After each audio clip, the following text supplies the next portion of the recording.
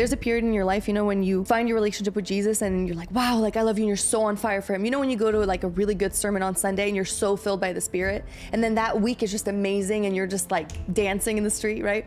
But then sometimes like we start to kind of fade away from God. Sometimes we take a little bit of a break. We get spiritually tired. We get a little lazy, because a lot of people like wonder like, how do you keep that fire going? Like I have a fire for him now, but I don't want it to leave. But it is a choice that you have to choose to start your day with him, or at least find some time in your day to have him. Absolutely, because we need the renewing of our mind. There's so much input from the world and from social media. If we're not being filled with God's word, with the people of God, with the calling of God, with all of that, well, there's going to be a lot of other voices. We used to walk through something called the Gator Walk before a game, where all the fans would be out there, and I would walk through it, and there would be someone with my jersey on, right? And you would think like, man, I've made it. How cool is this, right? That's so awesome.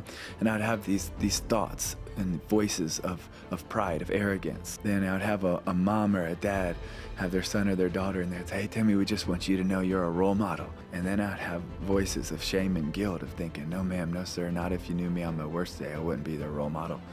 Not if you knew my worst thoughts, I wouldn't be their role model. There would just be all of that. Then you would always have, at least I would always have this fear of, man, the whole country is about to evaluate me based on whatever happens in the next 3 hours. And like, God, I don't know if I'm equipped to handle it.